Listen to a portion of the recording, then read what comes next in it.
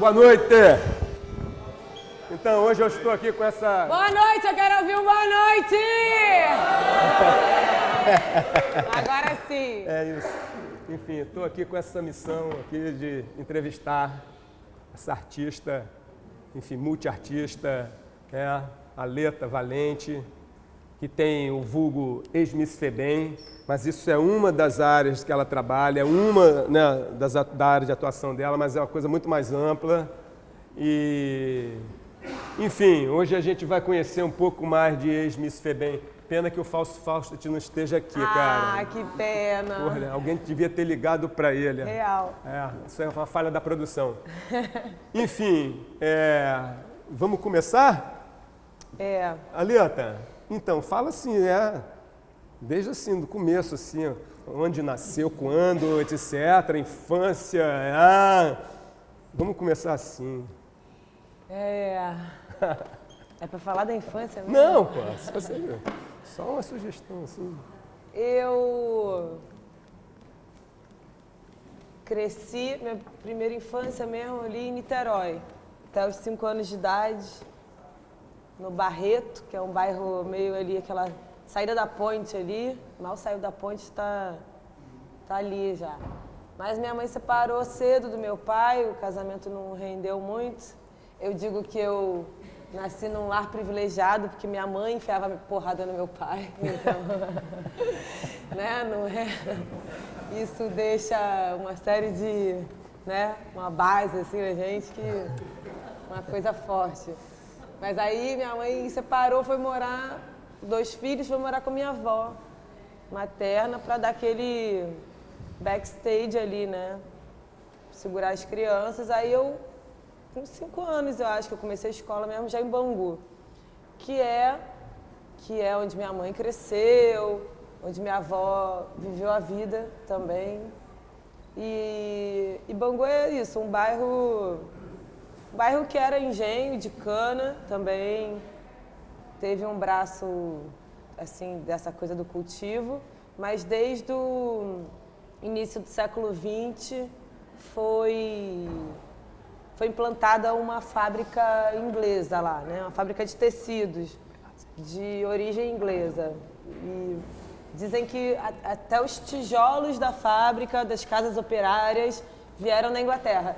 E ano passado eu fiz uma Eurotrip e aí conheci o norte da Inglaterra e era bizarro. Eu tava tipo em Manchester achando que eu tava em Bangu, assim, tipo, todos os tijolinhos vermelhos, assim, real da fábrica, né, da construção da Vila Operária. Então, minha avó trabalhou 40 anos numa fábrica, meus avós, né, minha avó e meu avô, numa fábrica de tecido.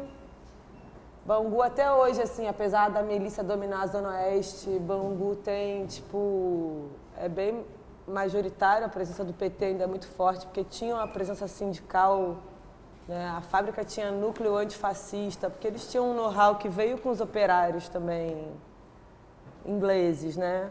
Que trouxeram, assim. Então tem uma coisa de luta sindicalista forte, assim.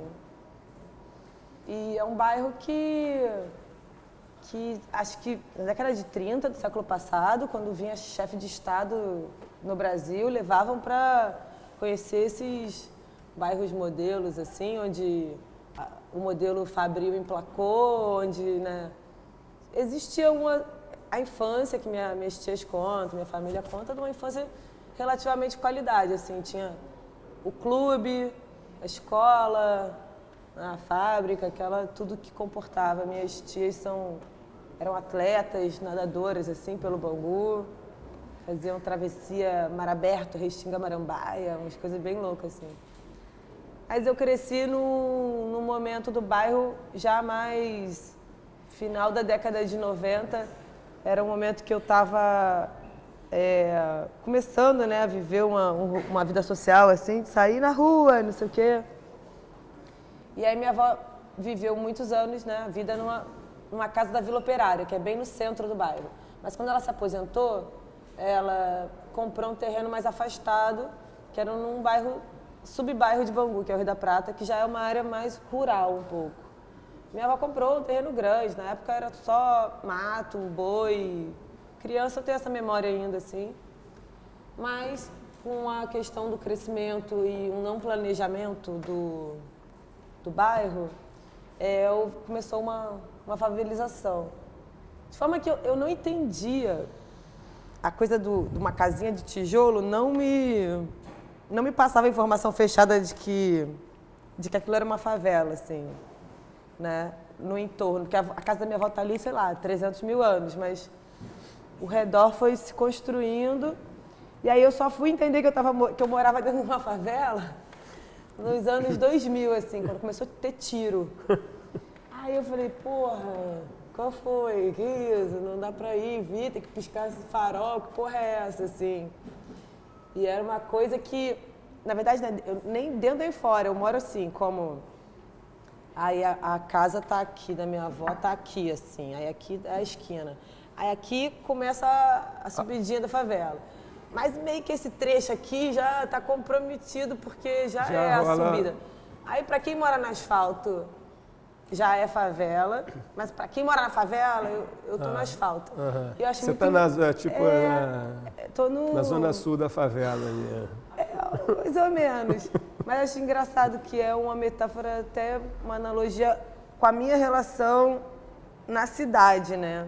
Porque pro subúrbio eu fui hipereducada. E pra zona sul eu sou subnutrida, assim, tipo, de alguma forma, assim, tipo... Esperta demais para ser suburbana, pobre demais para ser intelectual.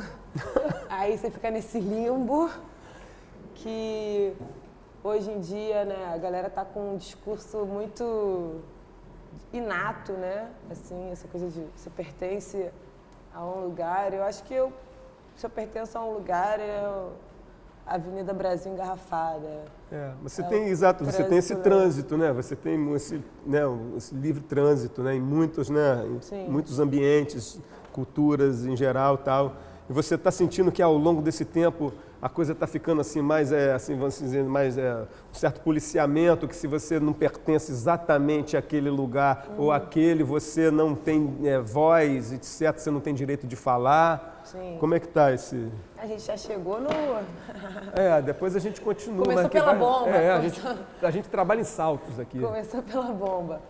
Mas eu acho que, assim, se existe alguma vantagem em crescer, sei lá, em 50 quilômetros do centro, é que você é empurrado por motivos imperativos para o centro, né? Eu estudei no Fundão. Né? Garota também estudei na Cefet, então assim, a coisa da linha férrea e da Avenida Brasil, né? Rodovia, ferrovia. Eu amo trem, agora a Avenida Brasil é uma coisa, é muito sofrida, assim. Transporte de massa é transporte ferroviário, né? E a gente não viveu uma reforma urbana no momento que deveria ter sido feita, assim. Então é um funil que não escoa. O Brasil é como se fosse uma trombose, assim, é um sangue preso. E isso acarreta... Eu vejo o transporte como, às vezes, parece na cidade, é uma... É como se fosse uma manutenção do apartheid, que é uma ironia, né? O transporte ser manutenção do apartheid. Você pode pegar trem a semana inteira, que o último sai lá, o Central Santa Cruz, vai sair 11h45. Aí sábado, o trem acaba que horas? Às 8. Domingo, acaba às 6.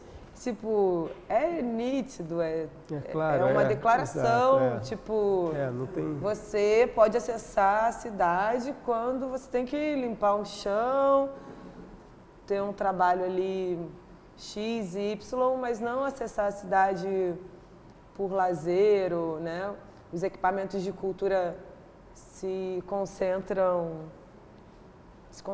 para cá, né? Para o centro, Zona Sul, e esse acesso é vetado, né? Nos dias de lazer. Mas eu comecei a dizer que Eu dou uns pulos, gente, mas eu volto. Ih, cara, mas posso fazer uma outra coisa? Não, eu vou falar, eu vou completar o que Então, eu tô falando. vai. É que talvez a grande vantagem de crescer no subúrbio, que eu vejo hoje, pensando no campo da arte e tudo mais, é entender que, de alguma forma, eu tenho uma vista panorâmica da cidade, né? Eu já morei em Bangu, estudando no Fundão, trabalhando na Gávea e voltando para Bangu pela Barra, Campo Grande. Uhum. Então eu dava uma volta. Dava a volta mesmo, né? Real. Um volta, anel, assim, né? pode desenhar um anel na cidade. Uma vez por dia eu fazia esse trajeto. Então, quem nasceu no centro ou, né, na Zona Sul e tem os equipamentos aqui a dispor, não tem realmente um motivo imperativo que vai te empurrar pro... Realmente, vai fazer o quê em Bangu? Não é que é desconhecimento, não é uma escolha também, né? Não é tipo, as pessoas são desinteressadas, mas realmente, vai fazer o quê em Coelho Neto? Vai fazer o quê? Só os curiosos mesmo que se joga, né? Que tá na pista e... Aí tem a coisa da cultura, que são os contrafluxos, né? Que se você vai pensar no samba, no baile funk, que são esses outros trajetos que vão possibilitar essas circulações, assim. Mas não por motivos imperativos, assim, de tipo trabalho, estudo, que são, né, coisas que movem a gente, assim, vida.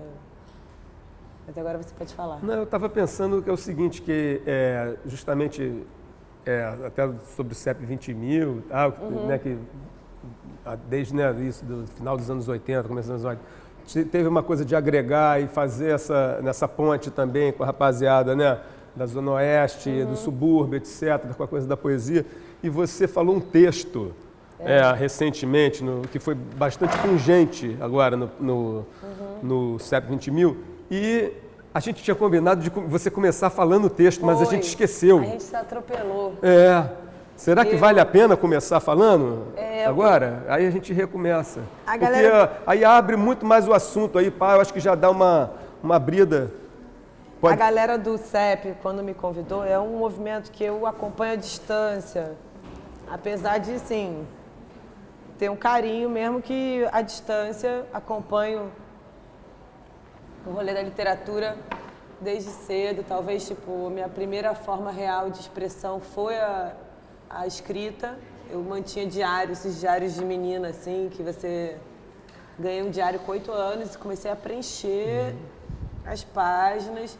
Então, a primeira relação com expressão que eu tive foi o diário, a escrita. Até hoje, minha escrita, ela tá muito presa... Às vezes, ela escoa para uma ficção, mas ela parte de algum estalo aqui na vida. Da sua vivência, da sua experiência. Né? Das coisas. E aí, o CEP me convidou para fazer um negócio lá. Aí, de começo, eu acho ótimo, eu aceito tudo que me convidou, eu aceito. Aí, quando vai aproximando, eu começo a passar mal. No dia da apresentação, eu estava assim, atravessando a rua, um carro podia me pegar, né? Eu resolvia tantos problemas ao mesmo tempo, assim, um andaime podia cair na minha cabeça, você começa a ficar... Fico nervosa com performance, Flui, na hora flui, mas até a hora eu dou uma sofrida. E aí eu deixei tudo para a última hora, escrevi o texto do CEP no dia.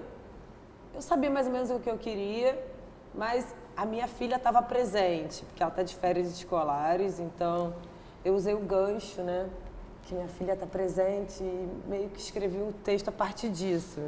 Então o texto começa agradecendo a presença de todos e eu vou ler aqui, não vai fazer sentido porque minha filha não está aqui, mas aí vocês fingem que são ela, né? Fala mais. Então, esse foi o texto que eu li lá no CEP, gente, é isso.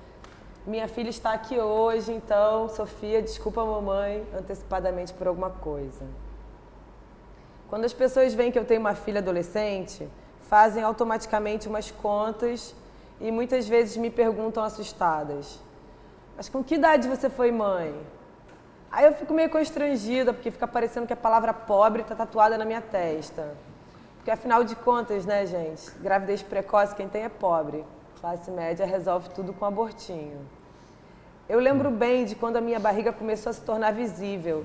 Então comecei a perceber os olhares de reprovação durante uma simples caminhada até a padaria.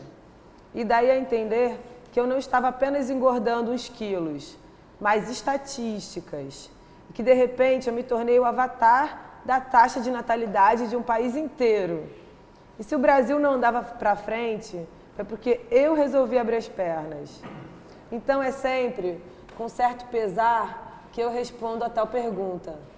Fui mãe aos 12. Mas é brincadeira, né, galera? Eu fui mãe aos 18. É que eu digo 12, assim, para quebrar o gelo. Depois de 18, fica parecendo a idade ideal para botar uma criança no mundo, ficar toda flácida, cheia de estria e vivendo em cárcere privado. 18 parece tão bom depois dos 12 que me perguntam até se foi planejado. Mas não foi nada planejado. Era apenas o início dos sites de busca. E quando eu jogava aborto no Google, como resultado de pesquisa, só surgiam variações de receitas de chá de canela.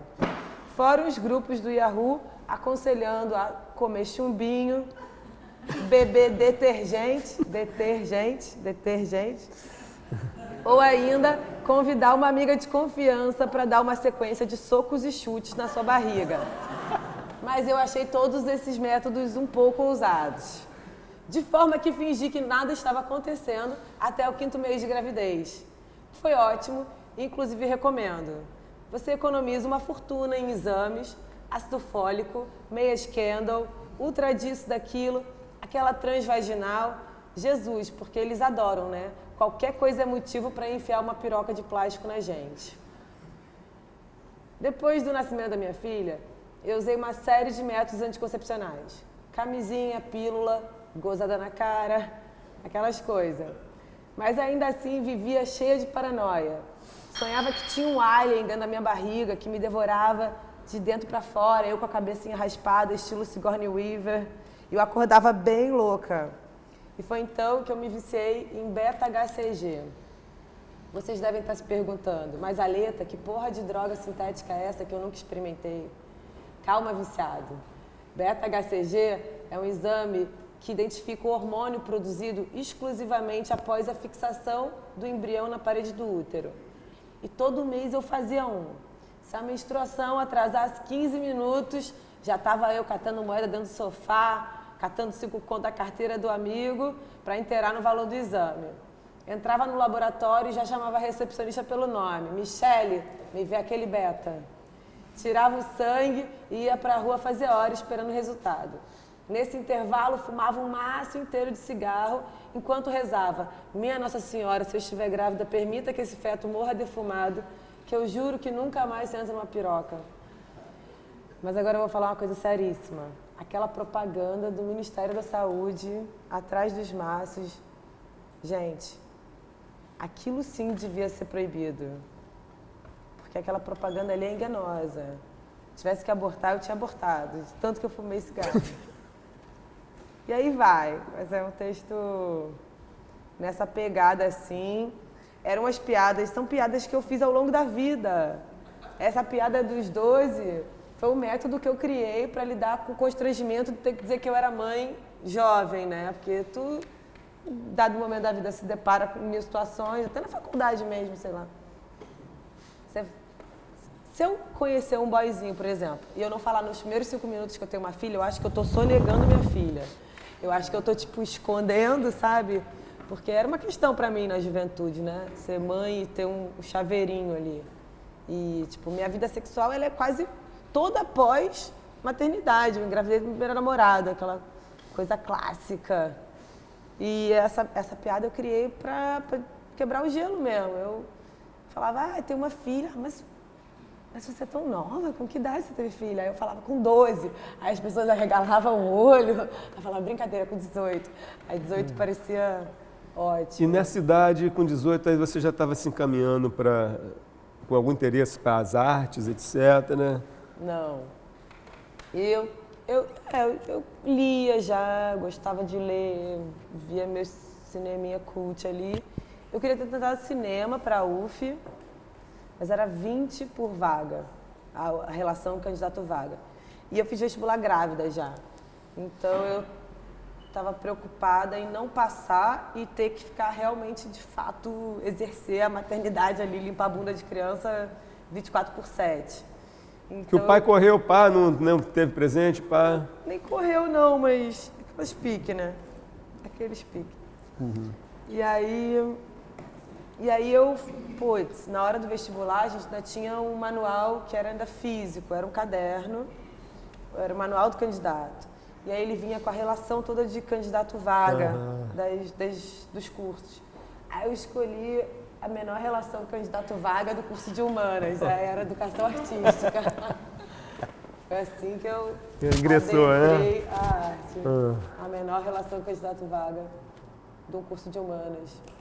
Foi isso. Assim que eu fui parar na EBA, na Belas Artes. E a partir daí, como é que foi essa coisa da sua expressão artística ir se transformando, essa coisa da rede social entrar como uma ferramenta, como um meio?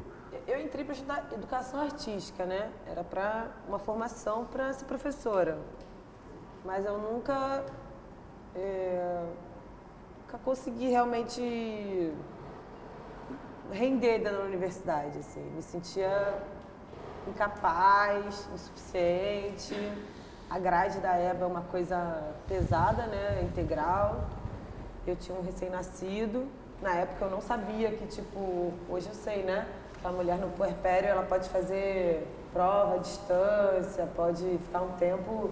Não tinha essa informação, simplesmente não circulava, assim. Eu esguichava leite, levava 2 camisetas, aqueles absorventes, ficava fedendo a leite azedo. E aí a criança fica doente, você não consegue ir, bota na creche, volta com virose. Você acha que essas instituições têm uma consciência de ter um acolhimento às recém-paridas, às grávidas ou as mães? Eu tenho amigas que usaram das leis? Já tem, mas a gente desconhece, olha que bizarro. É isso. Eu tenho uma amiga que utilizou, assim, fez prova à distância, fez todo o ensino à distância por um tempo. Mas na época eu começava o semestre, mas eu nunca acabava o semestre. Eu começava, aí depois eu tinha tanta falta já que eu já não tinha cara de entrar na sala de aula, assim, me achava meio cara de pau, só de... E aí que começa tudo também. Porque eu tinha tanta falta, eu falava, vou pra faculdade, caralho. Aí eu ia pro centro. Aí tinha aquele cinepasse do CCBB, que você pagava uma mixaria e você assistia todas as sessões que tinham de audiovisual. Eles tinham uma cinemateca com 3.000 DVDs também, que você alugava a salinha. Alugava assim, você bucava, né? A salinha. E eu era rata de centro cultural. Segunda que era um dia triste, assim, que fechava tudo e aí não tinha muito... Mas os melhores banheiros, aquele banheiro do Centro Cultural do Distrito Federal, tem um banheiro que abre para um pátio interno, assim. Eu ficava fumando cigarro, ouvindo iPod. O banheiro do Paço Imperial, que abre para Praça 15, para aquele passeio. As faxineiras sempre estão lá fumando cigarro, eu ficava fumando cigarro ali também. Aí eu lembro da melhor exposição da minha vida, foi a Cosmococa no Paço Imperial. Porque ficou aquele monte de colchonete, 3, 4 meses no meio do centro da cidade. Eu tirava um soninho no meio do dia, tirava uma soneca no meio do dia, botava o relógio para despertar. Então, nesse termo, assim, a sua formação foi muito mais ligada aos centros culturais, etc., do que ao rolê da faculdade mesmo? Eu fui um flané, praticante. Porque eu acho que às vezes é muito mais você mais interessante você estar experimentando do que estar ouvindo uma teoria, uma referência, enfim. Mas aí, como é que a gente vai chegando Eu trabalhei, fiz de tudo. Sempre arranjava um estágio, bolsa, acumulava aquelas bolsas que dizia que não pode acumular, eu acumulava todas. Pegava dinheiro da faculdade de tudo que é jeito e pegava e fazia uns estágios sempre. Fui monitora de exposição, fui monitora de uma exposição da Henrica, no Laura Alvim, Filme U, maravilhosa. Muita gente eu conheço do backstage, assim. Trabalhei com pesquisa uma época, trabalhei no Capacete um tempo, foi onde eu aprendi, blefei lá numa entrevista. Tava na EBA, aí vi um papelzinho no corredor da faculdade. Precisa de estagiário, não sei o quê. Aí tava o corredor todo cheio de papel, eu arranquei todos e fui pra entrevista. Aí cheguei na entrevista, o Helmut perguntou, mas a Simone colou lá na faculdade? Colou sim, tava cheio o corredor, mas o povo é desinteressado. Desinteressado. E aí fiz a entrevista, não passei de primeiro não, foi outro garoto que entrou, mas depois ele me chamou. Aí no primeiro dia de trabalho, ele falou, você vai fazer assistência desse casal holandês. Era o Valk, Jonas? Não, é o que... não, tá, tudo bem. Enfim, e aí eu falei, vai ser ótimo, porque eu não falo inglês, vai ser divertidíssimo. Aí ele falou, você não disse que falava inglês na entrevista? Eu falei, você subentendeu, porque eu sou descolada, gente boa, você subentendeu. Aí ele falou, então também se vira aí agora. Aí eu, tá bom. E aí foi muito louco, eu quero começar aquele Google Tradutor. E aí eu produzi toda a pesquisa do casal de artistas que pesquisava arquitetura. Fizeram um trampo, gravaram no topo daquele prédio Torre H, daqueles que não caíram. Aquele projeto do Niemeyer, daquelas torres na Barra. Filmaram, pegaram uma campanha publicitária do que seria a venda desses prédios para reencenar dentro daquela ruína.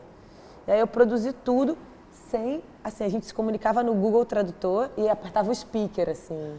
Aí eu já botava em Dutch, aí ele já ouvia, aí ele já respondia em português. Maravilha. E aí a gente se comunicava muito por e-mail também, que eu traduzia no Google e não sei o quê. Fiz transporte, gerador, equipamento de cinema, catering, casting, tudo nessa comunicação louca. A primeira vez que a gente teve uma conversa foi 5 anos depois, quando eles voltaram no Brasil. E aí meu inglês estava como? Desenrolado. Aí a gente teve a primeira vez, 5 anos depois, a gente teve uma conversa fluida em inglês, assim. Mas foi uma escola. Assim, a EBA eu tive bons encontros, Milton Machado estava aqui mais cedo. O Milton estava aí. Foi meu professorzão, assim, eu fazia a aula do Milton todo semestre. Só para oxigenar o cérebro, assim. Trazia muita referência, fazia 1000 anotações depois, nem o Google traduzia os nomes que trazia, né? Porque teve uma época na EBA que você podia se formar sem estudar contemporânea. Contemporânea era uma disciplina eletiva, então você podia passar batido, né? Só fazendo técnicas, etc. Né? E eu não tenho nenhuma virtuose. Eu sofri muito na EBA. Que era muito calcado na coisa da desenho, técnica, coisa, eu não sou. Eu sofria, tem que moldar a sua cabeça, ai meu Deus do céu. Graças a Deus que não moldou. Saía aparecendo um pé, e a cabeça saía aparecendo um pé. E aí modelo vivo, Jesus, eu ficava olhando, o pessoal desenhava mangá, eu falava, eu sou um lixo mesmo. Mas acabou que o corpo é a coisa muito presente no teu trabalho, né? O corpo é um assunto e né? Enfim, mas fala do corpo aí. O meu trabalho ele surge tardiamente, né? Se você for pensar o que é um jovem artista. Não sei, o Pipa é jovem artista, tu tá lá, né? Porra, puta que pariu, meu. Vai entender o que é essa merda. Enquanto tem dente é jovem. Aí, enquanto tem dente é jovem. Aproveita. Eu li uma vez uma entrevista do Volpe, que ele falava, alguém perguntava, um entrevistador internacional perguntava, qual é a parte mais difícil de ser artista no Brasil? Ele falava, só os 60 anos, primeiros 60 anos são difíceis, depois fica ótimo, depois fica incrível. E aí eu me perdi agora. Não, mas a palavra do corpo no seu trabalho, né? Meu trabalho ele surge tardiamente, assim, se pensar, porque eu não estudei arte com pretensão, nem imaginava que existia isso como carreira, né? Artista, assim, como carreira, eu não imaginava. E aí eu fui me enrolando, né? Fui me enrolando ao ponto de eu ver que, tipo, teve um momento que eu parei e pensei, eu tô 10 anos na faculdade. eu acho que não vou me formar, assim. Eu acho que eu tô me enganando, assim.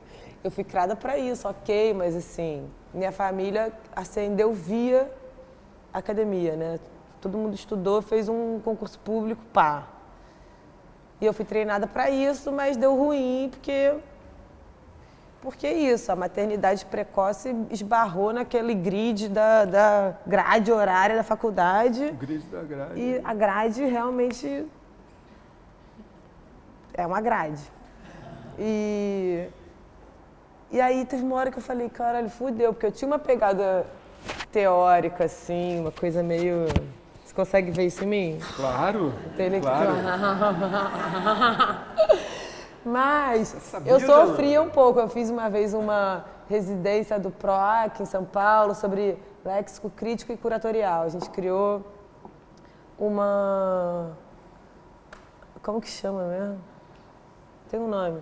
Enfim, era uma matéria, uma residência para criar conteúdo pensando léxico crítico e curatorial. E aí eu sofria um pouco. Primeiro que eu cheguei no primeiro dia de residência, um mesão, aí eu falei, acho que eu não preenchi o requisito. Todo mundo tinha um iPhone, aí eu falei, acho que eu não preenchi o requisito para ser curador crítico. Mas é que artista, às vezes, eu acho um povo um pouco subtraído, assim, um pouco, eu fico, ai, vai ler um livro, vai estudar, povo burro. Mas quando você vai para a teoria, eu me esforçando para entender a discussão em inglês, porque era um grupo misto de crítico curador internacional, não sei o quê, e a galera entrava numa de discutir filosofia em francês.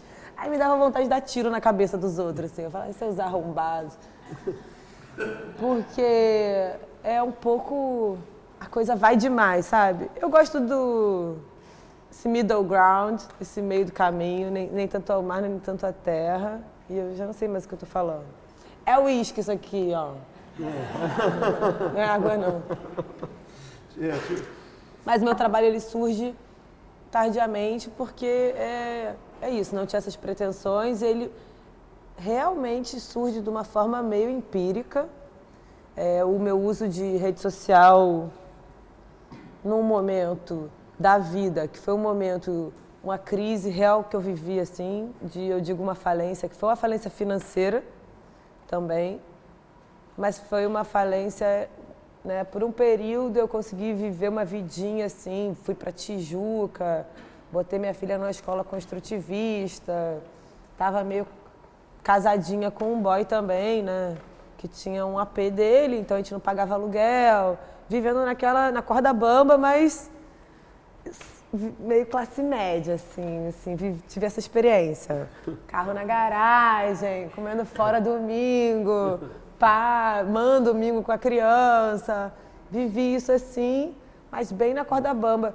E quando eu separei, eu tentei manter o ritmo, mas eu não tinha família num raio de 50 quilômetros. Então, o que tu faz com a criança? Joga pro alto, amarra na cadeira, né? Vamos chamar o conselho tutelar.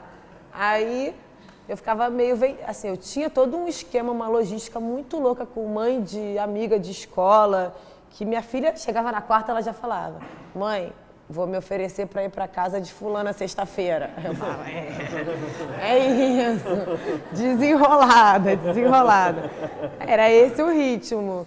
E aí, para complementar a renda, eu estudava e trabalhava nos rolês da arte, mas sempre trabalhei em bar à noite. Sempre fiz muito freela de bar, alta temporada, verão, sempre trabalhei em bar de hotel, restaurante, que gosto também, gosto de ver dinheiro entrar, né? A arte nem sempre... E vivi esse momento da vida de uma falência financeira mesmo, eu fiz um aborto num janeiro. E aí, janeiro é um mês que tu gasta muito com criança. Tem matrícula, material escolar, não sei o quê. E eu vivia de aluguel. E aquilo me descompensou o orçamento. O orçamento. Aí eu não consegui matricular. Aí eu fiquei meio, tipo assim, eu tenho essas coisas meio vegetal, assim. Eu fico, tipo, fingindo que nada tá acontecendo. E a merda tá, tipo, tomando conta de tudo. Aí eu fiquei fingindo... Até que uma hora o pai perguntou, quando que elas... começa a escola, eu falei, tô sequela, leva pra você. E aí minha filha morou 2 anos com o pai. Eu abri mão, né, nesse período da vida. Mas foi um período disso, de falência das coisas que eu acreditava que eu podia ascender socialmente via academia ou trabalho, né? Que eu vi que, tipo, vender alma não estava valendo muito e eu não conseguia sustentar aquele modelo de vida, eu e minha filha, porque é carcerário esse modelo de maternidade, né? Porque, sei lá, mesmo que tu feche as contas no fim do mês, assim, você é criança sozinha no fim do dia e as tarefas todas, você tá doente, não tem ninguém para te render, tu tá com a dengue, tu tem que levar a criança para a escola, para isso, para aquilo, tem que levantar para fazer comida e é muito solitário. E aí foi uma falência disso tudo, assim, tipo, então eu chutei trabalho formal, chutei academia e a maternidade, que foi uma coisa que eu suspendi por uns 2 anos, né? A maternidade no modelo que eu vivia desde os 18, de 24 horas corridas ali, junto com a criança. E aí eu vivi uma espécie de adolescência tardia, live stream, que foi o Ex-Miss Febem 1. Aí o Ex-Miss Febem 1, aí começa aí a... Foi foi tipo... Aí você agora tem isso já foi Instagram ou era Facebook? Não, ele começou antes? no Face, mas aí ainda tinha meu nome. Mas aí tinha isso, que eu comecei a postar foto, porque naquela época os celulares eles não tinham muita memória, né? Então, subir a foto era uma forma de arquivar a foto, não necessitando da memória do seu celular. Então eu começava a subir a foto. Mas ao mesmo do seu rolê. Dos rolê, tá no rolê, tá não sei aonde, tá na praia, tá não sei o quê. Tá te estimulando. Mas eu comecei a entender que aquilo... Seu ir e vir. Mas eu comecei a entender que aquilo, depois que você postava, ela ia ganhando outras camadas, né? Que eram os comentários e aquilo, ela ia se modificando. E de alguma forma aquilo também começou a expor o meu trânsito pela cidade. Que era tipo, existe vida inteligente, né? Na passarela 32 da Brasil, que era uma coisa meio tipo, como é que essa mina tá aqui, tá ali? Já era até desconfiança, né? Porque eu já fui muito acusada de ser burguesa. Falar, amor, burguês que ainda tem os meios de produção, assim. Eu fico chocada, assim, realmente. A periférica, já me chamaram de periférica entre aspas, eu fico... 3 condução até o centro não preenche o requisito, não? De periférica. 3, uma van, um trem, um metrô. Não tá bom pra você? Nunca tá bom, cara. Mas isso ficou exposto de alguma forma. Eu já era viciada em mailing. Sempre gostei disso. Network, contatos. Eu trabalhei no Capacete, que tinha um mail internacional maravilhoso, que eu roubei antes de roubar mail ser crime. Agora é crime. Na época não era. E eu curtia, né? Via essa rede, assim, E no Facebook, eu, sei lá, vi uma exposição de fulano, catava a pessoa lá. E tu tá seguindo, mas a pessoa também, se aceita, tá te seguindo também. No Facebook tinha essa reciprocidade, né? Então, eu acabei criando essa rede que não era só da arte também. Você quando tá numa rede social, você tenta criar um avatar, uma persona, que dê conta de vários campos da vida, né? De vários meios sociais aos quais você pertence. Tem a família, tem o trabalho, tem a facul, tem a pessoal que morava, sei lá, no bairro que você morou há sei lá quantos anos. E aí você cria uma persona para dar conta de todo esse conjunto heterogêneo, né? Então é meio vaselina, né? A persona que uma pessoa cria assim, para não entrar em conflito, você tem que criar uma coisa meio... E aí talvez eu tenha entendido que era ficção já. Já era ficção. Não, que qualquer avatar é uma ficção. Claro. Qualquer... Por mais que você esteja completamente ali também, qualquer perfil online é uma ficção. E eu vi o campo, a possibilidade de expansão disso. Tipo, já que é uma ficção, eu posso... Meter bronca. Meter bronca. Posso chutar esse balde, posso exacerbar questões, posso esgarçar coisas aqui. Isso que foi o quê? O primeiro ex-Miss Febem 3? Eu comecei no Face, aí o Face começou a me dar uns blocos, sanção.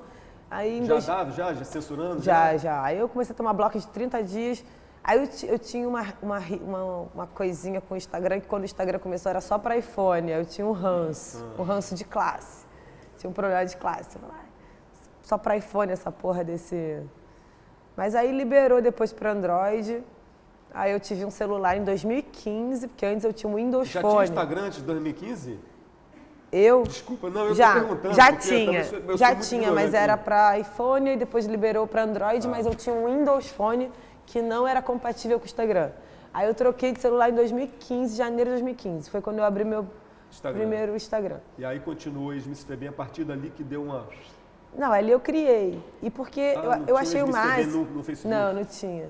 Eu achei o máximo porque o Face e o Orkut anteriormente, eles estavam ligados ao teu nome, né?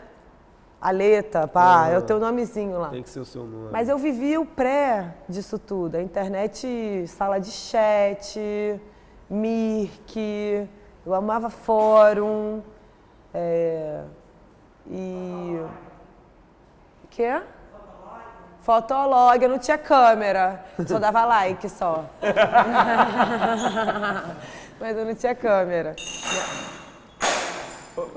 É só uma garrafinha de maguari,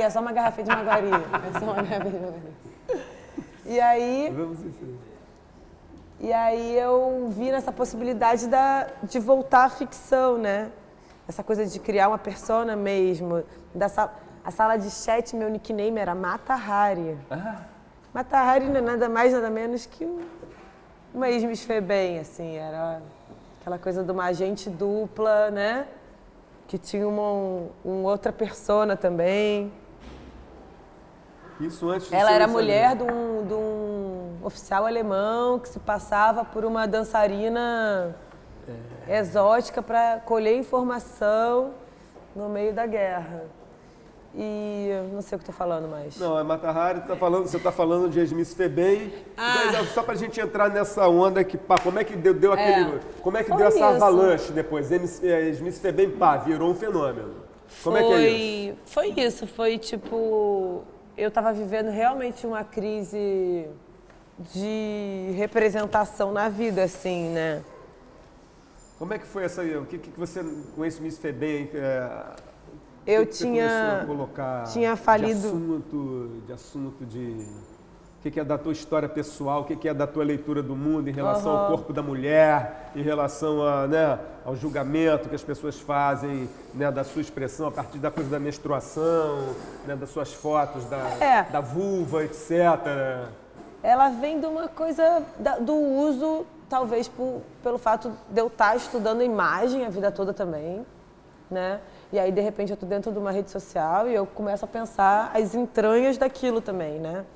De como está todo mundo compartilhando intimidade, né? Mas tem uma série de códigos ali, acordos tácitos, né? Acordos silenciosos sobre o que você quer ver, o que você não quer ver, né? E talvez o Instagram tenha sido o primeiro momento que também eu comecei a conviver com imagens de mulheres se autorretratando, né? Porque a gente, como mulher, a gente cresce balizado, se mediando pela imagem midiática da mulher, pela imagem da mulher no outdoor, na capa da revista, no rótulo de cerveja, do que for, né? Porque a mulher é esse grande outdoor. Você quer vender um produto, você estampa na mina e empurra pro... Não é isso? É isso, né? Então, talvez o Instagram tenha sido a primeira vez convivendo com imagens, né, de mulheres que estão se autorrepresentando, que não tem ali um middleman, não tem um atravessador, não tem um fotógrafo, não tem uma marca, né?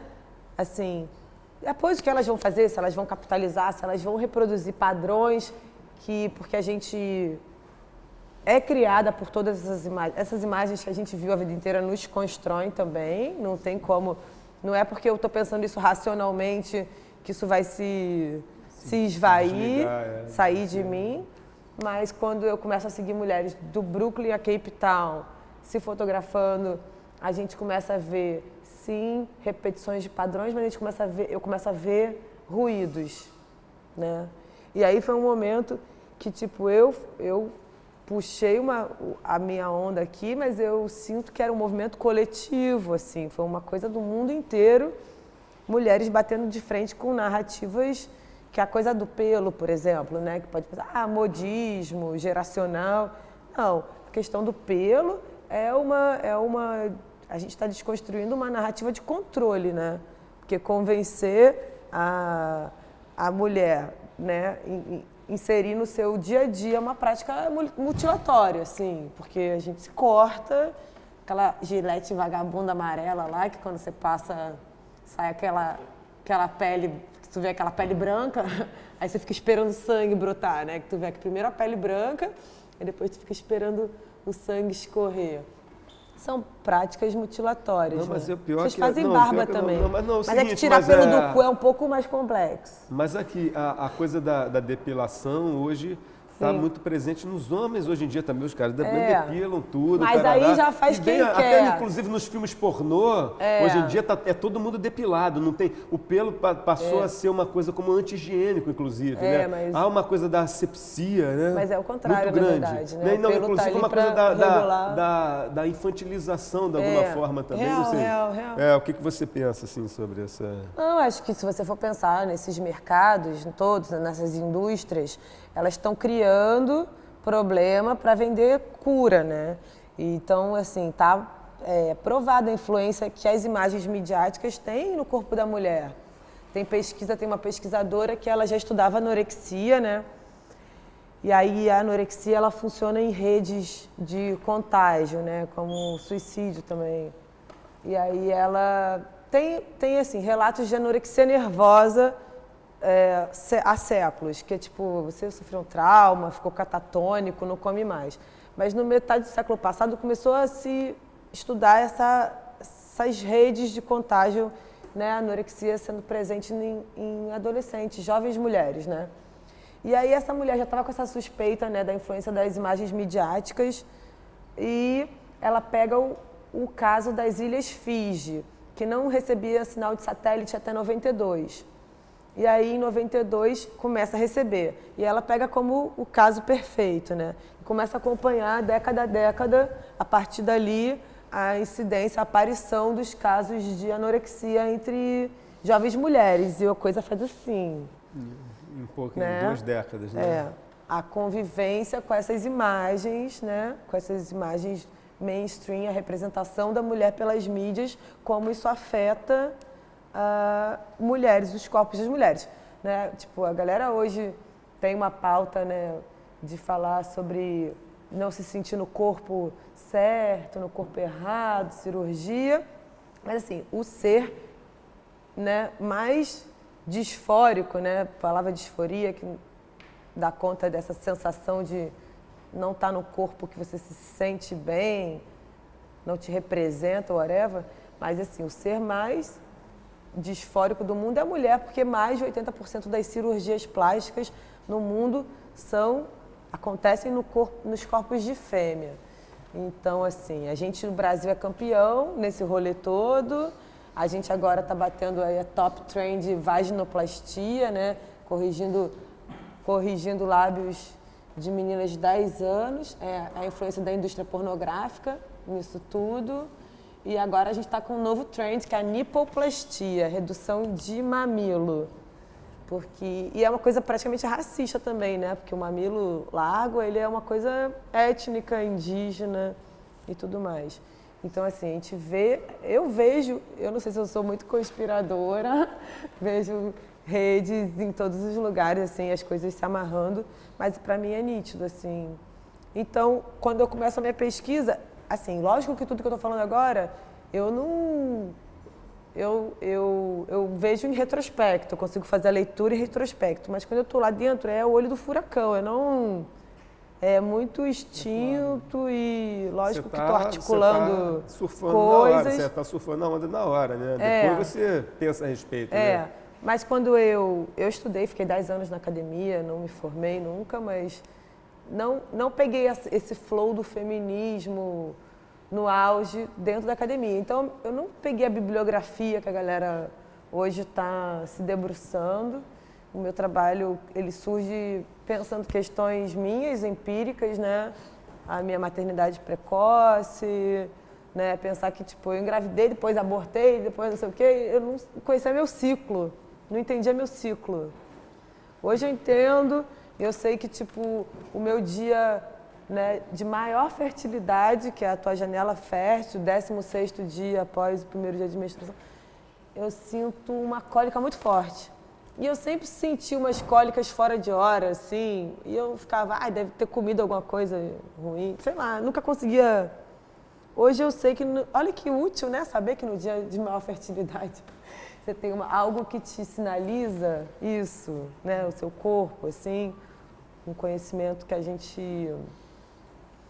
gente perdeu, né, acho que a gente já teve, mas se esvaiu, assim.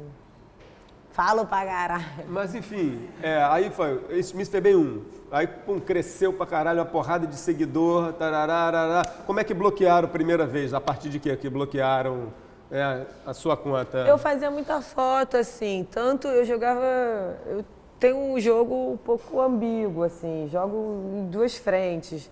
Eu fazia muito mimetizava muito esse estereótipo da mulher hipersexualizada, assim, que a gente cresceu vendo beira do Gugu, dançarina do Faustão, aquela coisa toda. Tiazinha, feiticeira, né? Década de 90, gente. What a moment to be alive, não? E então eu mimetizava isso, então arrecadava muita atenção pelas fotos, tipo... sensuais. Posando de gostosa, mas também brincando com os valores todos, né? Já de tipo, qual o valor dessa gostosa no meio desse entulho, né? Essas outras paisagens que quando você pensa em Rio de Janeiro também, né? Fica de fora, assim. Essa imagem do subúrbio, que também muito tempo foi representada como uma caricatura, né? E quando a gente agora vem com esse boom do acesso aos... Como que chama essas coisas? Os aparatos tecnológicos. Gadgets. Gadgets, eu não consigo falar isso. Gadgets. E aí a galera começa esse movimento todo, né? A galera começa a produzir cultura, se representar também, né? Eu me perdi de novo. Não, mas é o seguinte, você, a partir, né, desse rolê até que você começou a postar suas fotos, postar seus rolês, postar você, né? Então, menstruada, com a calcinha sangrando, em cima do entulho, aí esse Mr. Bem virou um fenômeno, milhares de seguidores, etc. Onde é que, cortaram? Qual foi um ponto, cortaram? Porque é isso, eu jogava com essas imagens, então eu tava sempre assim, tava sempre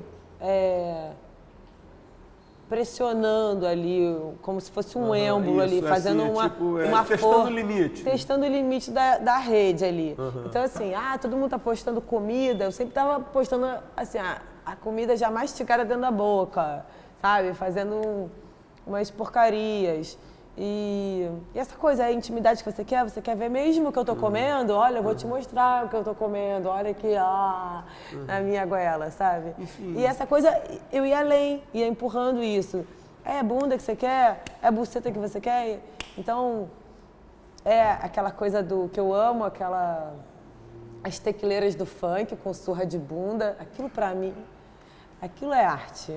Porque essa coisa do funk todo, né? Da bunda, é bunda que você quer? As tequileiras inventaram aquela surra de bunda, que a mina bota fecha o perna atrás do pescoço do cara e traz a cabeça pra bunda, né? E aí os caras saem atordoados completamente, assim, deve quebrar nariz aquilo. Então, cara, isso é uma outra coisa no meio disso que Não, as minas malham o dia inteiro, injetam um monte de coisa, a bunda é dura e puxa. E era meio essa a minha dinâmica. A bunda que você quer? Tá. Então, assim, eu ia pra agressão. E aí, por que horas que cortaram o primeiro? Porque a gente ainda tem que falar mais 2 contas antes de acabar a porra do negócio. Não tem que falar de nada. Eu tava sempre ali criando essa fricção, ali, o atrito, provocando os ruídos. Então, eu recebia muita denúncia, mas por tudo. Droga, sangue. Droga que fala é maconha, né, cara? Não, outras coisas também. Não discrimino droga, não discrimino. Não, eles, porra. Não, nem eu. E aí, tinha essas denúncias, assim, e, enfim, eu acompanhei também, né, internacionalmente, outras questões, assim, de mina que perdeu perfil também, porque postou menstruada. Mas, afinal, teve algum, assim, como é que se diz, a gota d'água? A gota d'água foi que eu tava tomando uma Brahma em casa, comendo um negócio, aí eu tava pelada assim, com o peitinho Mushiba apoiado na mesa. Na mesa de jantar. O peitinho tava apoiado, achei engraçado. Uma foto bonita, né? Uma foto bonita, poética. É claro, o peitinho Mushibinha apoiadinho, descansando na mesa, a Brahma. E eu fiz uma foto e postei, aí denunciaram. É que pariu. Aí eu fiquei muito puta. A escola bota aqueles peitão siliconados e ninguém fala nada. Eu não tava nem sensualizando, entendeu? Não tava nem sensualizando, eu tava ali... Aí eu fiquei puta, aí eu postei de novo, aí denunciaram de novo. Aí eu fui e postei 100 vezes na mesma foto. Aí pronto, provocou, né? Aí me derrubaram. Pum. Mas eu acho que foi uma forma também, um suicídiozinho, porque... Não, mas assim, cara, é um suicídiozinho. Porque eu tava... Foi de 2015, janeiro de 2015 a janeiro de 2017, e eu tava um pouco exausta. Você precisava dar uma porque respirada. É isso, performance tem começo, meio e fim. E eu não acredito que, é uma performance, eu vou delimitar aqui que eu vou fazer meia hora performance. Não, eu acho que todo assunto você pode, né, fazer perguntas ao teu bruto que vai te trazer a forma dele. Sei lá, você olha para uma pedra, ela te diz que tipo de ferramenta você vai precisar para trabalhar ela, né? E eu achava que tinha algo intrínseco que ia dar o tempo certo E aí foi meu limite, porque depois... essa superexposição toda gera uma série de interditos. Não, e também muita na vida um monte também. de policiamento em relação né? Você quer falar disso? Isso reverbera de várias formas, assim, minha família, sei lá, a família da minha filha, que eu sei que vigia minhas redes sociais, assim. Eu já tive risco de perder guarda da minha filha, então as implicações disso são muitas, né? Eu tenho foto de buceta menstruada na internet. Caralho, eu fico assim, nunca vou poder dar aula pra criança. Que coisa cara, vem cá, isso não é a coisa mais normal do mundo, uma mulher que tem, né? Eu acho que se você... Não é nenhuma coisa sexualizada. Exato, né? Isso que eu fico um pouco assim, chateada, vou reclamar aqui. Que aí a galera vem com esses movimentos, quer botar tudo em categoria, aí já me colocaram na categoria porno-terrorista. É o quê? É o quê? Como é que é isso? Sabe o que isso me lembra?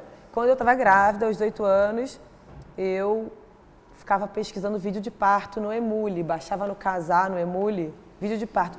Todos os vídeos de parto que eu baixava vinha na categoria erótica. Entendeu? É a coisa de não conseguir desassociar o caralho de uma buceta de uma pornografia. Exatamente. Entendeu? É assim, é sick, é doente. É doente. É doente, sim.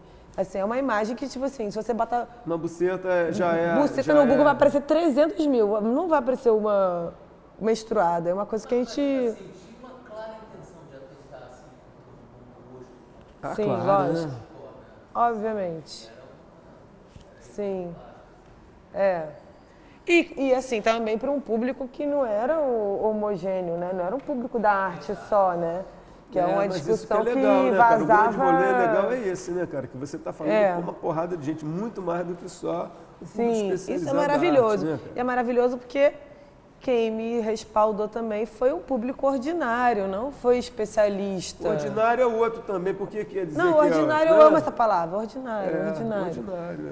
O público ordinário que, de alguma forma, me legitima, assim. Porque eu tenho um pouco de preguiça, apesar de fazer o uso de muita coisa que eu li e tudo. Eu tenho um pouco de preguiça de academia, porque às vezes parece que estão turvando a água para ela parecer mais profunda, né? Sabe? É muita nomenclatura, muito neologismo, porque é tanto neologismo que ninguém se sente apto a entrar numa discussão. Olha onde a gente chegou. Neologismo e como é, nota de rodapé. É tanto neologismo que ninguém se... Aí fala, não vou falar disso porque eu não tô em lugar de fala. Ai, que confortável, né? Aí, entendeu? As pessoas viraram o próprio muro, assim. Ninguém mais fala de nada. Não, é uma autocensura, né? Aí sussurra, fica quieto. Aí ressuscitaram o pecado inato também, que se é homem branco não pode falar. Pecado inato, judaico-cristão, que beleza, né? Quão contemporâneo. O quê? No meio, numa puta bolha. Sim. Sim.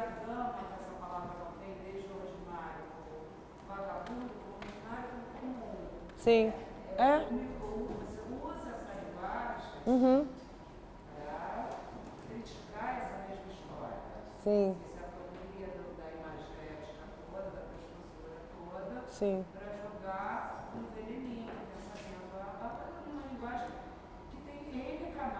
Sim, sim. Biologicamente, cotidianamente, você pode entender papo reto é nessa que você acha que você sente que tem uma resposta, porque papo reto, e as pessoas respondem papo reto. Às vezes com muita agressividade, que eu acho que é um assunto que você podia falar um pouco, da maneira como você Não, até porque o papo da Aleta é reto, é por isso que ela está aqui também com a gente, o papo é reto e outras coisas. E os neologismos que ela traz não é o neologismo da academia, é o neologismo da rua. Né? Sim. Você traz uma porrada de gíria, uma porrada de contexto, do baile funk. Porra, a gente vai ver o seguinte, cara, porque a gente tem um certo horário aqui, mas pô, o papo tá bom pra caralho, se a gente quiser a gente continua. Mas... Porra, podia falar aqui do baile da gaiola, podia falar do Renan da Penha, do 150 BPM, né? Enfim, e da agressividade dessa, enfim, não sei. Muita coisa pra falar. Mas, de verdade, uma coisa que eu não esperava. Quando você começa a fazer um trampo desse, assim, sei lá, quando eu entendi. Você não esperava ter essa... Inicialmente eu nem sabia que mídia social podia ser plataforma para uma pesquisa de arte contemporânea. Nem próximo de passar pela cabeça. Em algum momento eu entendi, capaz disso aqui ser alguma coisa, uma possível linguagem, alguma coisa do tipo. Aí até o momento que eu começo a entender o que eu estou fazendo, mas sempre com um delay, né? Mas essa coisa de uma agressividade, de um rolê que eu realmente não esperava, assim. Tem um vídeo meu lá, aquele vídeo que eu tô com a calça suja de sangue e os comentários de ódio, mas são comentários de ódio que vêm de uma... que a gente taxaria como uma direita, né? Como uma... conservadores. Mas a coisa da perseguição da esquerda é uma coisa muito assustadora. Amém. É isso aí. É muito assustador. Você fica assim, pra onde que eu corro? Jesus, quero ser uma largatixa, subir pela parede. Porque de começo eu não entendi muito, assim, eu cheguei a achar que eu tava maluca, assim, a galera, tipo, viralizando texto, me chamando de neonazista, eu tipo, uou, onde estamos indo, onde vamos chegar, né? E aí, mas tem muito a ver com dinâmica de internet, né, onde quando você tem uma certa visibilidade, você vira trampolim também, né? Porque é sobre mailing, é sobre network, e quando alguém te ataca, de alguma forma... Ganha uma visibilidade. Você tá acessando o seu mailing ali. E também é isso, assim, é tudo muito rápido. Essa coisa toda do feminismo foi cooptado muito rápido pelo capital, assim, né? Foi tipo assim, uou, agora feminismo vem de batom, creme de cabelo, maquiagem, pá, né? Foi, tipo assim, muito rápido. E também a gente está vivendo, assim, minoria virou nicho de mercado. No momento que a gente está vivendo uma depressão econômica, a gente tem poucos equipamentos culturais na cidade, e a galera começa a brigar por holofote. E é isso mesmo. É edital. Vira uma selva, assim. luta por território. É uma luta por território, é tudo, desde o início dos tempos, né? Todas as grandes tragédias. E você foi se baseiam atacada em luta por território. Pela sua expressão e tal, e você foi atacada por... por mil frentes, por mil coisas. Frentes, né? Mas quer entrar em detalhe? Superei. Mas enfim, aí fomos para MSPB 2. MSPB 2. O que eu me lembro, que eu acho que foi até porque a Rosa, minha filha, que me botou no Instagram. Eu também não tinha rede social nenhuma. Aí a Rosa, um dia eu comprei um telefone novo, ela botou o Instagram e tal. Aí, pai, eu já vi MSPB 2 tal. E aí já começou o papo de como eu queria estar com a pessoa que eu gosto. Né? Isso também viralizou legal, não foi? Viralizou. Vai, fala aí. Quando eu voltei com uma vontade de criar uma outra pesquisa, né? Porque o FEBEM 1 foi muito calcado na minha autoimagem, né? Era muito foto em ambiente doméstico. Eu botei, não sei se elas estão passando as fotos, tá eu acho que agora está justamente nisso, né? Não, esse é como eu queria estar com a pessoa que eu gosto. É. Mas aí, no segundo momento, eu falei, eu fiquei um pouco traumatizada também de me expor e da violência que você sofreu, que volta, assim, né? E aí eu falei, não quero me expor, aquela. Toma um latão, faz 300 stories. Não quero me expor. Aí eu falei, tem isso. Comecei a prestar atenção nessas coisas, assim, no meme, né? Há uns 2 anos atrás, assim. Um ano antes da eleição. A eleição foi o momento que a galera começou a olhar para o meme com preocupação, né? O momento que a galera começou a olhar e se debruçar, a galera da arte começou a teorizar sobre e ver a merda que a gente estava enfiado e como isso era uma ferramenta de campanha política também, né? De desinformação, de um monte de coisa, né? E eu estava já há um ano coletando essas imagens, comecei a viajar nessa de que tem muita imagem no mundo, certo? Então eu posso só deslocar coisas, reorganizar coisas e eu gosto muito dessa coisa de dar um título, né, para uma imagem e um título que é capaz de torcer uma imagem também, né? E aí amo, né, a expressão também das pessoas, né? Essas pessoas que eu chamo de público ordinário, assim, pessoas que não são da arte, mas que estão fazendo operações que a gente, para mim, são pensamentos complexos, artísticos, de alguma forma, assim, né? Reflexões, é isso, assim, às vezes uma imagem, 2 palavras dá um giro numa coisa. Não sei se estou falando coisa por coisa. Não, tá certíssimo. Mas enfim, aí foi essa que eu tava com a pessoa que eu gosto. Neguinho, né, te retornava direto, né, referência o tempo todo, né, para como eu queria estar com a pessoa que eu gosto, botava Miss Febem, tarará. É lindo, né, isso foi né, cara, virou uma avalanche, né, virou um tsunami, né. Foi louco, porque... Tem suruba de porco ali na rua, mano, porra. É ali nas paineiras. Maravilhoso. Não, as pessoas me marcam em tudo que é diabo de coisa que vocês não conseguem nem imaginar. Tem coisa que eu reblogo, tem coisa que não dá pra reblogar. E aí, os caras... Mas não é sobre só casal, né? É sobre amizade também. Sobre amizade, sobre tudo, né? É interespécie, é um monte de coisa. Isso também é bacana, né? Tem muito animal, tem muito bicho, né? E tem uns cachorrinhos, então... Não, e tem fotos que as pessoas fazem pra mim, assim. Tipo, fazem e me enviam, tipo, como... Tem um momento do Ex-Miss Febem 1 que eu criei uma persona e aí criei todo um imaginário de comportamento. O que era Ex-Miss Febem? Ela é baseada nessa Cátia Flávia lá do Fausto Fawcett, que é uma suburbana em Copacabana, escondida em Copacabana. Pois é, né, cara? Que cá entre nós temos que louvar essa mente, esse espírito brilhante, né, cara? Certeza. Porra, que foi uma falha nossa não chamá-lo para estar aqui nesse momento. Não, mas, relaxa. E aí, o tipo assim, o que aconteceu? Era basicamente isso, bater de frente com o que seria a norma, né? O que seria, qual é o comportamento esperado de uma mulher, ou de uma mãe, ou de uma intelectual, whatever, né? E bater de frente com isso. Então, as mulheres começavam a me mandar fotos, me marcar em fotos. Tipo, quando elas estavam, né, fugindo aos estereótipos vigentes, né, de uma mulher, enfim. E aí, uma vez eu estava vendo o RJTV, e aí tinha um carrinho da PM, desses furgãozinhos da PM, no arpoador, que foi dar uma ré e embicou na praia, assim. Aí ficou assim, pendendo naquele muro do arpoador, né, que divide o calçadão da praia. E o carro tava balançando. E eu tava em Bangu vendo aquilo no RJTV, e eu falei, caralho, meu sonho, tirar uma foto ali, posando ali na frente do carro. Deu 5 minutos e uma mina me mandou a foto.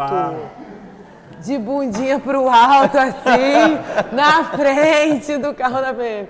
Isso foi maravilhoso. É quando a coisa, tipo, aí você entende. Extrapola e virou algo que as pessoas aprenderam e continuavam replicando, assim. Meio vírus, né? Meio um vírus, né? Assim, continua. Virótico. Virótico e viral. Mas, enfim, aí chega, vamos assim, para que eu acho que o pessoal... Tá cansado. Cara, não, o pessoal não está cansado, tenho certeza. É porque a gente precisa acabar. Mas aí da Miss Febem, ex-Miss Febem 2, quebraram a 2 também. Por quê?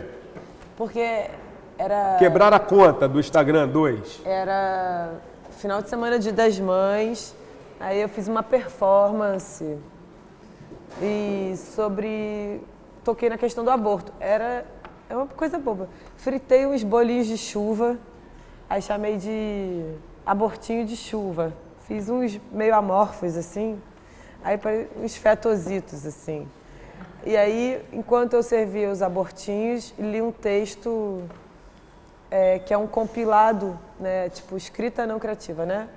Compilei umas respostas do Yahoo Groups, que é uma menina pedindo ajuda por tá grávida, que ajuda, né? Pergunta como faz para abortar e tal. E aí segue-se a pergunta dela uma série de dicas, assim, de como abortar, mas tipo, se mata vagabunda, ou não tira não, eu compro filho. Aí de repente os anúncios, Citotec não sei quanto, e pá. E aí aquela cartinha do feto pra mãe. Todo mundo já leu essa cartinha do feto pra mãe? É horrível. Não, essa eu não conheço. Não, eu li na adolescência. Como é que é esse negócio? Ah, não, é uma coisa... Rapidinho, só dá um briefing aí. Não, é super melodramática. É uma coisa por favor, que circula... Eu não sei de cor, Deus me livre. Não precisa saber de cor, só para tu entender. Não, é uma coisa melodramática, que é como se fosse um recado do feto pra mãe. Uma coisa que... Tá, tudo bem. Que rola na internet. Tá e bom. aí eu fiz uma compilação dessas respostas, da menina pedindo ajuda no Yahoo Groups, e lia enquanto servia os abortinhos de chuva, lá na ateliê sanitário. Só que sempre que eu falo de aborto online, chove pedido de ajuda, de socorro no dia seguinte. Chove, assim, é caso de tipo... Aí tem uma ONG aí, uma parada que... 1000 casos. Aí eu fiquei tão assim, tem dia que eu entro que eu choro, eu falo, não sou uma ONG, eu não tenho como dar conta disso tudo. E demanda muito, assim, né? Assim, emocionalmente, mas também de, tipo, over communication, assim, que eu tenho que ficar, é um acompanhamento que você faz, assim, enfim, eu não sou da área de saúde nem nada.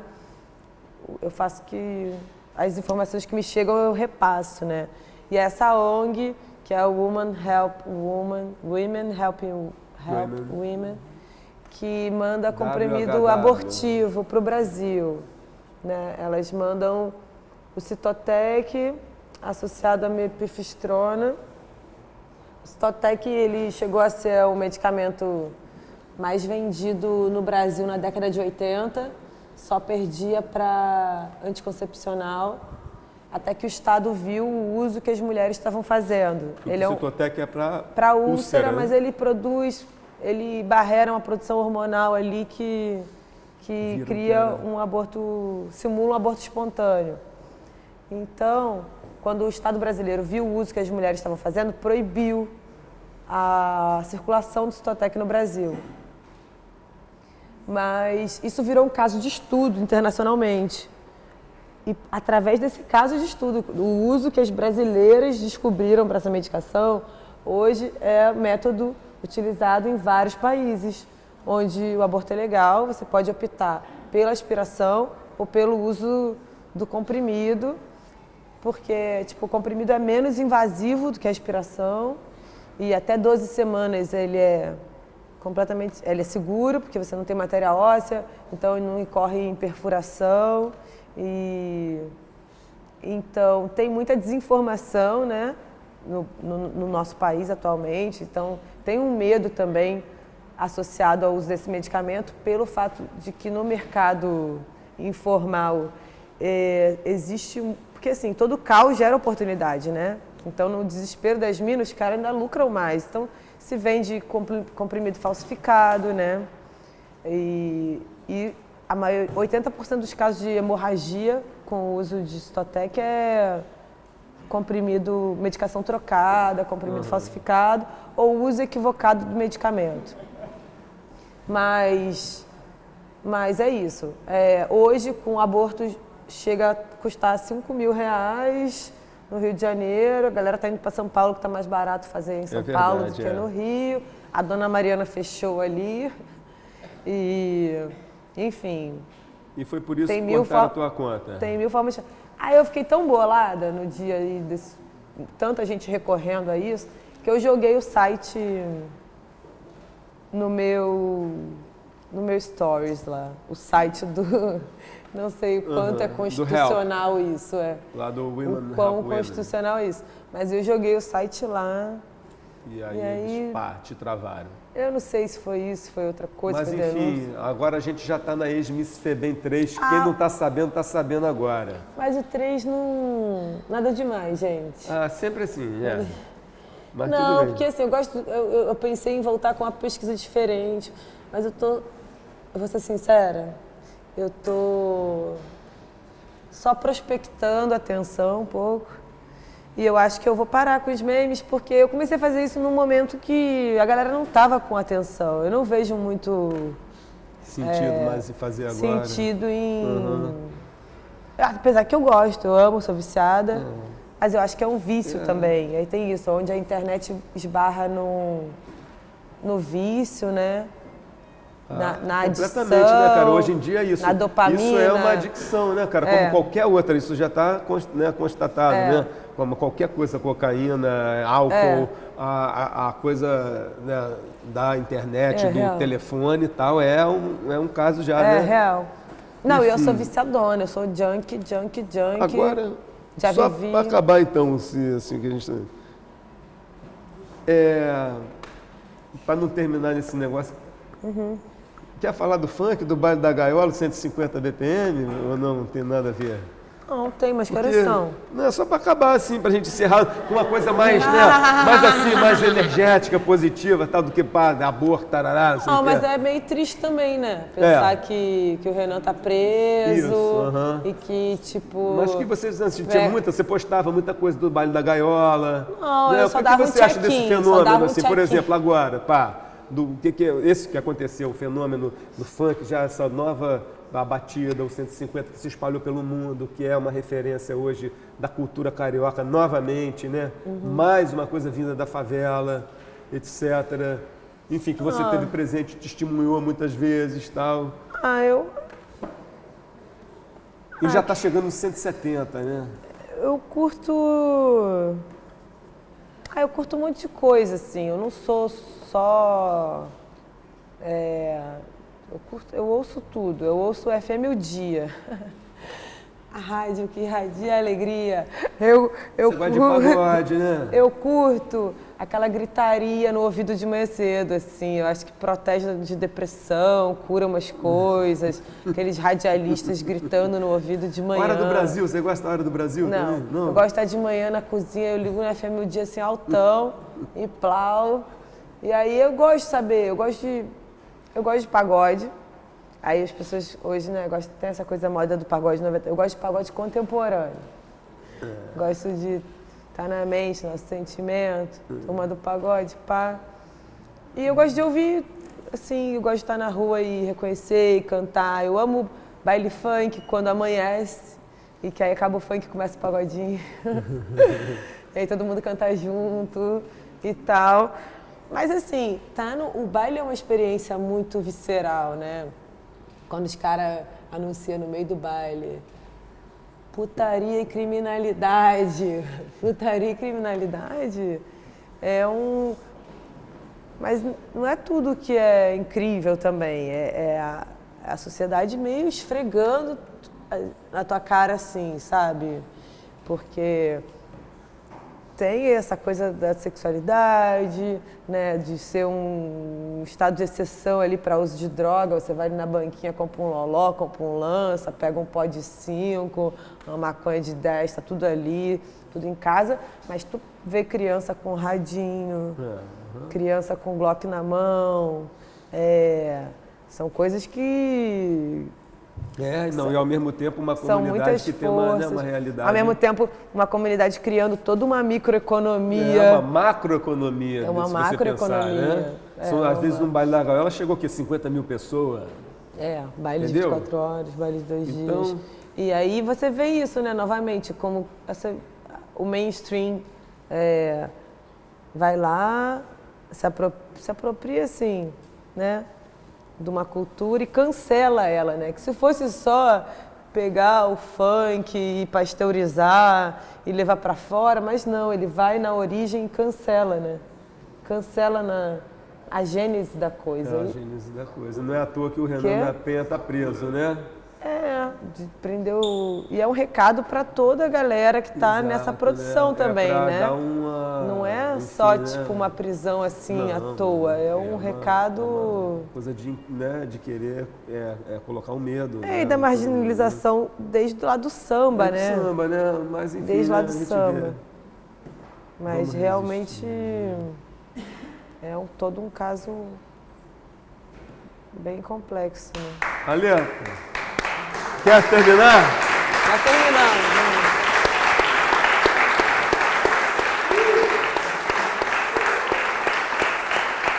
Ai, obrigada.